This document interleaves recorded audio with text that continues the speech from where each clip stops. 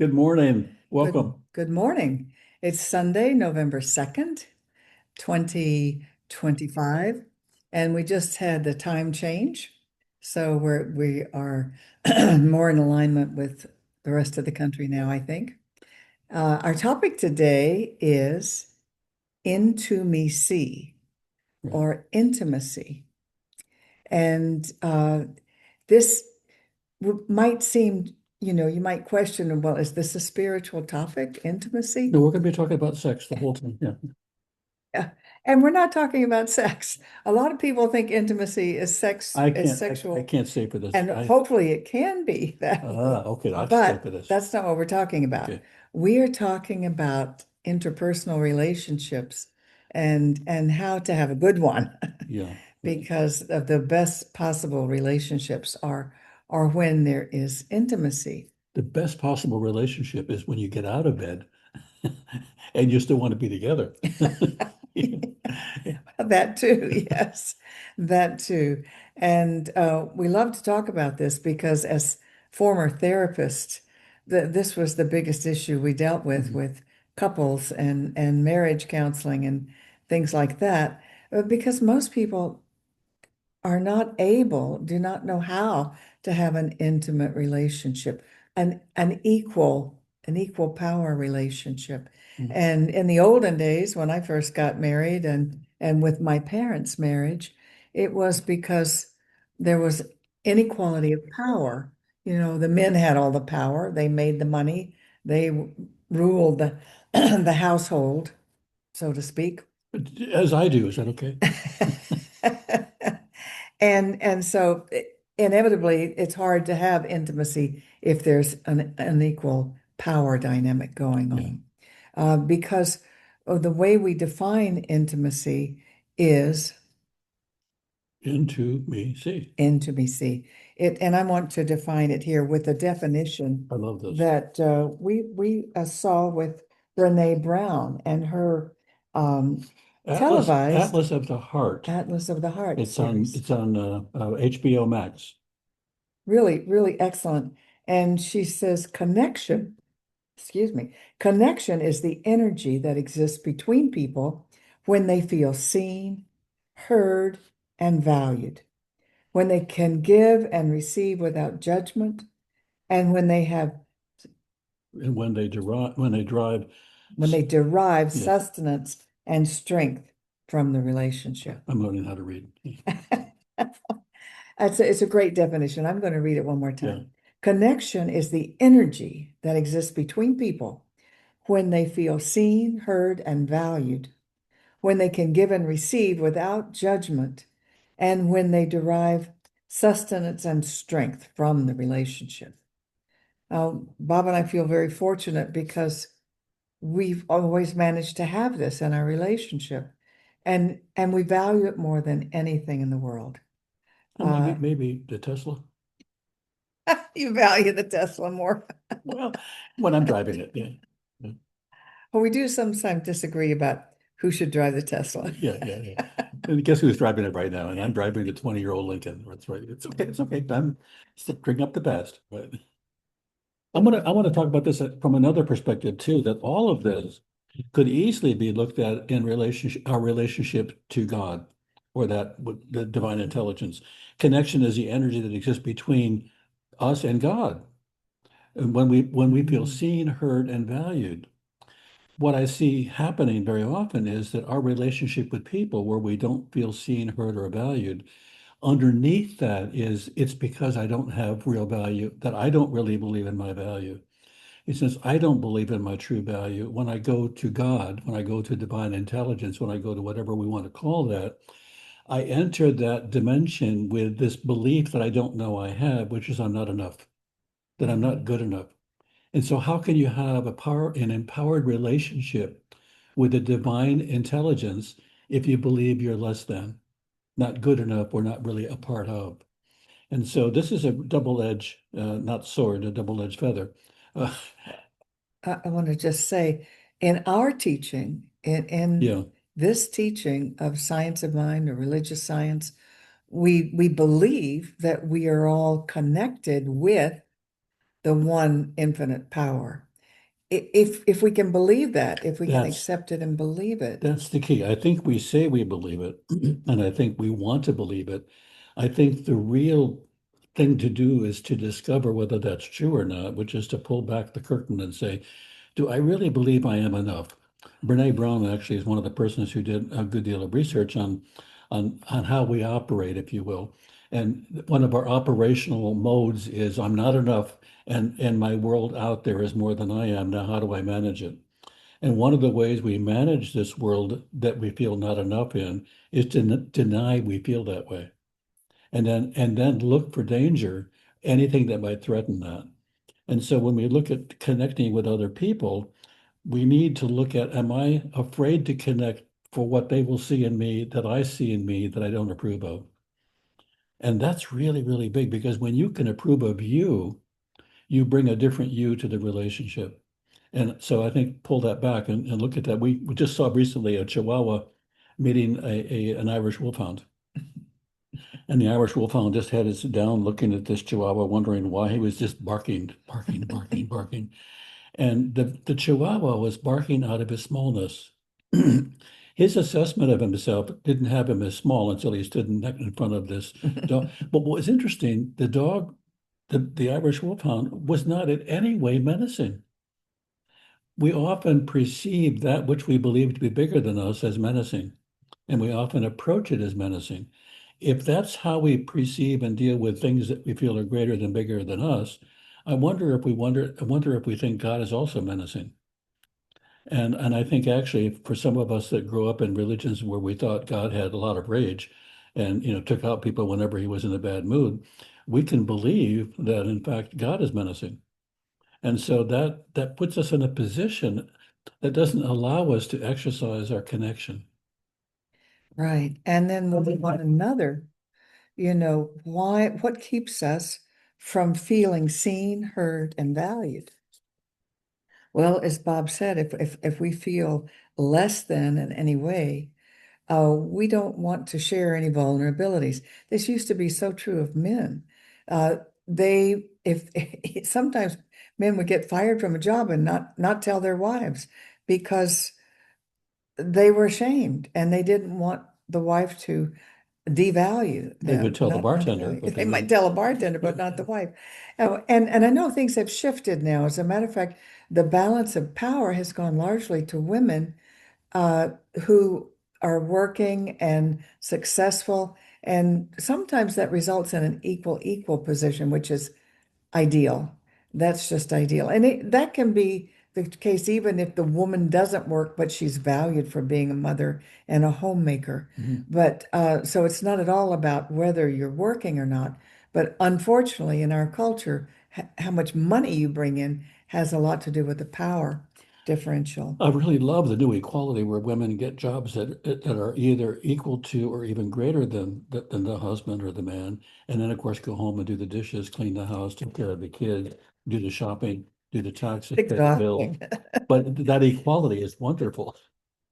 And the man, Women have thought it was worth it. right, and the man sits in front of the TV and wonders why she doesn't sit down or why she's not in a good mood, because she's basically women are lazy. Yeah, but it is so wonderful that when you can share your deepest, darkest secrets and fears and not be judged by your Yeah, partner as less than or have somebody tell you, well, you shouldn't feel that way or you shouldn't be that way. That's really not helpful. And that happens. yeah, That sadly. happens. Or they're shamed. People are sometimes shamed for admitting a weakness or a fear. And when that happens, you no longer feel safe and Right. you withdraw and forget any intimacy from. And I think fundamentally, or at the basis of all of this is that we need to feel safe and often don't. We often don't feel safe and don't know that. The origin of an anxiety disorder is an unspoken, unrealized lack of safety. It Right. can come from early life experience, or it can even come from the internal wiring that we have genetically that I just Hmm. don't feel safe. And so Hmm. what happens is we're always looking for the thing that's making us unsafe, or we're always looking for how to be in control so that we don't feel unsafe. So imagine that this is your MO, that you walk around all the time scared to death of the world. scared to death that you can't manage it, trying like heck to manage it, not knowing that you're doing that, and then you pray to God. And if you're like a lot of people I know that pray to God, they pray to God, please God, fix this for me, do this for me. Now let me tell you how to do it. And Or, dear God, please, if you find me worthy, yeah, please yeah, uh, honor my request, which just which is reinforces, begging. yeah, which just reinforces they're not enough. Yeah, exactly. And I shared the story once a while back where a woman came to treatment regularly and she was always late for her appointments. And she would always say, I'm sorry, I'm just always late. I'm just awful. And then one time she came early and I said, wow. She said, I thank God. And I thought, well, that's great. Do you thank God a lot? She said, whenever something goes well, I thank God. And I said, and when it goes bad, it's my fault. So you get no credit for having done anything for yourself. And she said, I've never thought of that. We have learned not to give ourselves credit for our beingness. We have learned to set ourselves aside from being full and complete. And then, unfortunately, and this is where I think the rub is, we don't want to admit that that's even going on, so we deny it. We pretend it's not so. And we pretend, and one of the things I remember reading a long time ago about in relationships is we'll have a special relationship. I won't bring up your faults, you won't bring up my faults, and we'll pretend there aren't any. And a lot of people actually go a long time with that, pretending that the other person is perfect and pretending and that person pretending the same thing. At the same time, that lack of honesty means they always have to have a persona of completeness that isn't real. Now, one of the areas where intimacy is so important is when, um, let's say, I or you, as the person speaking, have something that you're not happy about in the relationship, but you would like to improve it. You would like to improve the relationship. So you want to tell your partner what it is that's not working for you or what you'd like to see changed. And in an earlier relationship, when I tried to do that, I was, well, I shouldn't feel that way. You shouldn't feel that way. I don't want you to feel that way. But Oh, that's okay. not very helpful. I just sort of shut me down. So I thought, well, it doesn't do any good to request something different because it's not going to happen. But, when you do that, you can just stay unhappy for so long. And then you don't want to do it anymore. So then you switch to a strategy that always works. If you loved me, Mm. you would take out the garbage. Interesting. I never thought of those two being connected. Yeah. So, we often manipulate or maneuver to get what we want rather than being able to do what Judith identified, which is this is what I would like. This is what's not working. How can we make that happen?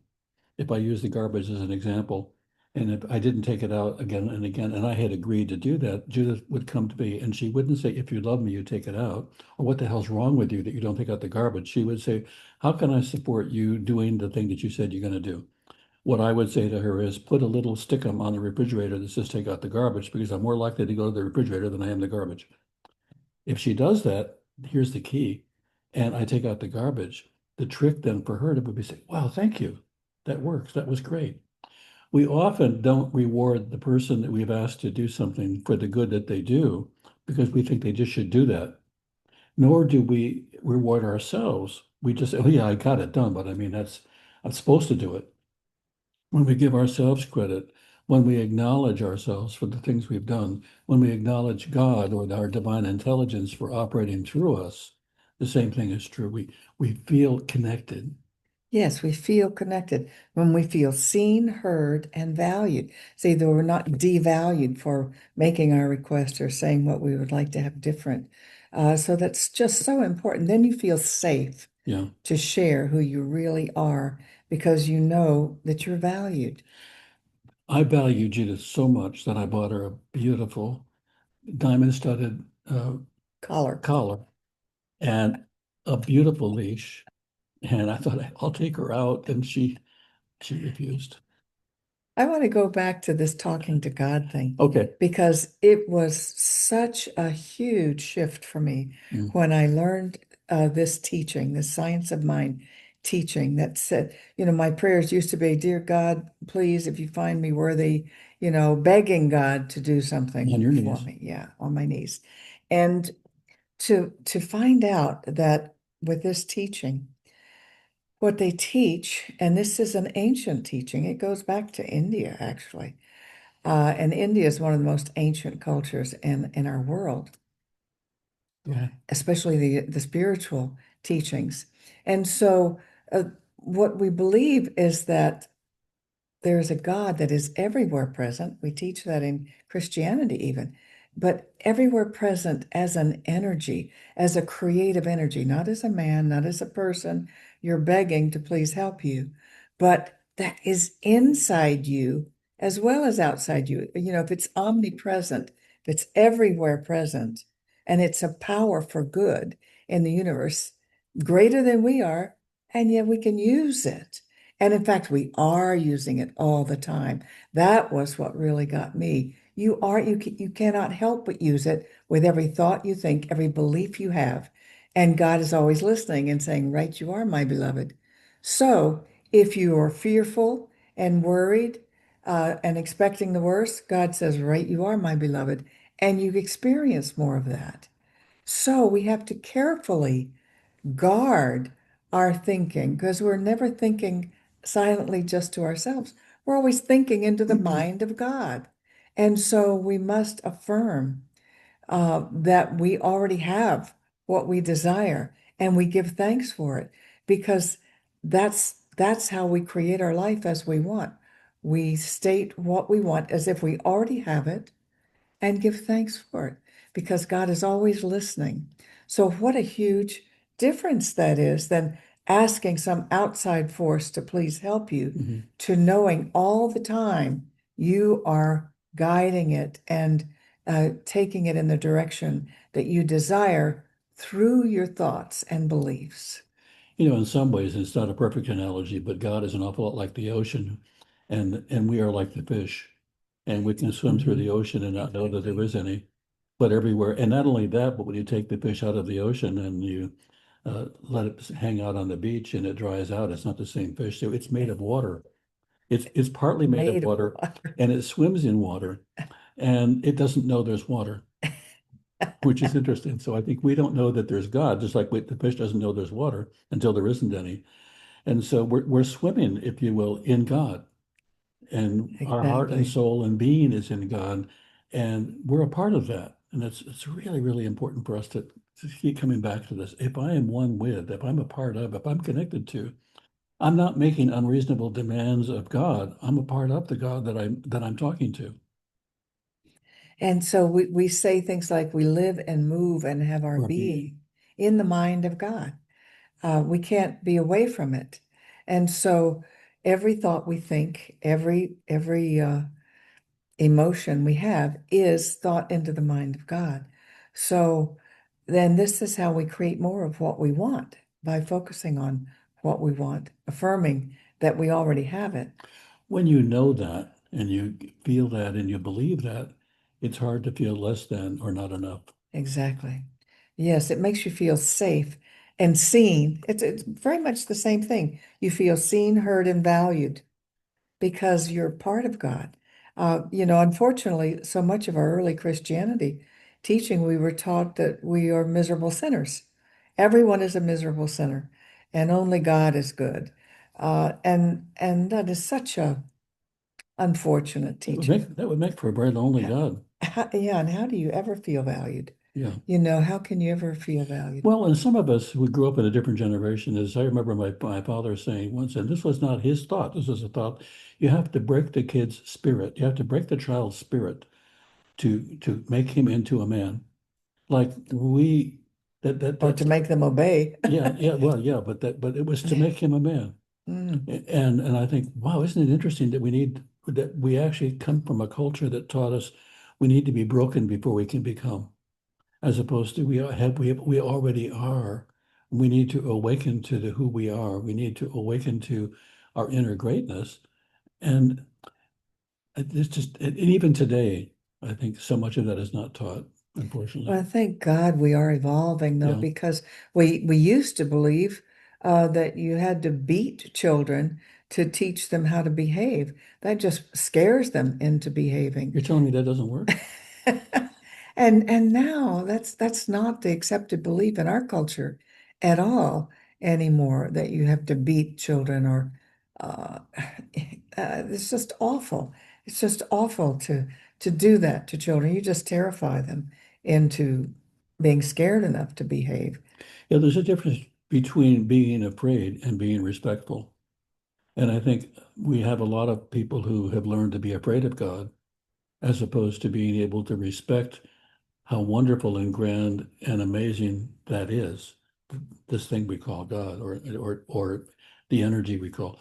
And I think it's fair because we need to have some sort of a mental model to imagine God as a person. I mean, imagine a spirit, a form of some sort. We need to, in many cases, to feel there's a something out there we can connect with. In fact, in the near-death experiences that we've researched, it's interesting to find that when people pass over, they meet the deity that they have believed in, and the deity will often say to them, "This isn't my real form. This is the form that you'd be most comfortable with. This is the form that if you see me in it, you won't be scared."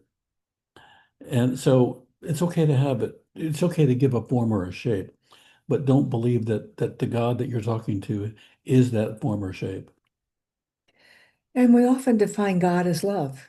And I do believe that's what God is. But isn't it interesting that for a God of love, that we have created such a terrifying figure in our history, Yeah. you know? Or that in the name of God, we do such terrifying things Mm. that we accuse others of not being right with God, and therefore it's okay to kill them. And that's pretty tragic when you think that God is first and foremost love and will always be that. And when we're not in that mode, when we're not operating out of that consciousness, then we're not operating with the consciousness of God. So Bob and I have commented that um, we love seeing relationships where they really do have intimacy. They really share with one another so that you can into me see. You can see into me because I'm not pretending to feel other than the way I feel, to speak other than what I believe. I'm not hiding. You really get me. You really know me. And then you can feel really loved and really safe in the relationship, which is wonderful because I really think in so many relationships, people have, women in particular, have good women friends that they can really talk to Mhm. and share everything, and then come home and pretend uh, that that's true with their husband when it isn't. And vice versa. I mean, it goes both ways. Not all men can talk honestly and completely with their wives. They would feel judged and criticized if they did. So this is what makes for good relationships because you feel seen, heard, safe, and the same thing goes with your relationship with God. So the You, question that I would ask is if I don't feel seen, heard, known, and I have a partner, is what do we need to do or what could we do Mm. to make that more true? I put Judith's collar on eBay, so she's not, that's off the table now. So, but I think to open it up as a question rather than a make wrong, to Yeah, open it up as a question, one of the reasons that often spouses don't share with each other is because often intimate thoughts are then carried as inventory to be brought up in a later to make conversation wrong, make to them make wrong. wrong. You remember when you told me, I think that's what's wrong with you. God, am I sorry I said that. So what we need to do is to truly honor and respect what people are sharing with us rather than keeping a list of this is what's wrong with him. I think he is a narcissist after all. Yeah, that's what it is. Oh, yeah, that's really helpful Yeah, to yeah, yeah. get labels. Give me a diagnosis. Have you been to clinical training? I haven't had any, but I read a book on it. A friend of mine on Facebook said you were, and they know, and part of that is to get control over naming as a way of controlling. I know what it is. I got control of this. And often our naming has no value at all. What we need to do is to reach into inquiry. What is it that's making us happy? What is it that we need to do or could do that would make us even happier? When I share with you, how is that for you? When you share with me, how is that for me? And when we have that conversation, we open the door for possibility rather than I'm opening the door for you to understand what I need for me to be right and you to be wrong, which is a lot of relationships, unfortunately. So we hope this is helpful for you. It's one of the most important things you can learn to do, and both in your relationship with God and your relationship with a partner. Uh, it's time now for us to share. I don't know what you just did. I push share screen. There we go. And we can share. And that one didn't work. It did work before. Okay. Get back here.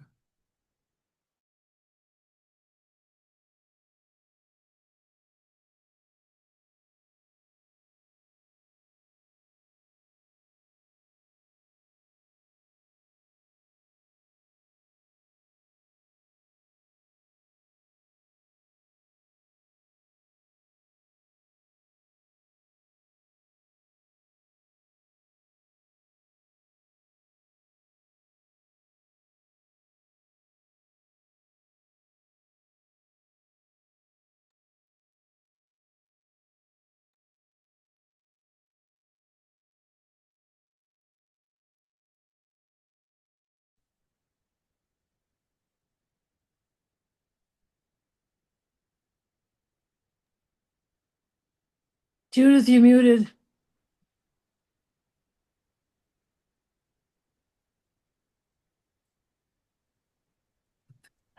And so, I don't know how that happened, but you could read the affirmation, I that's right. Yeah. guess. So Okay, we're going to end the, we're going to stop the recording here. If I can find it. Stop. Okay.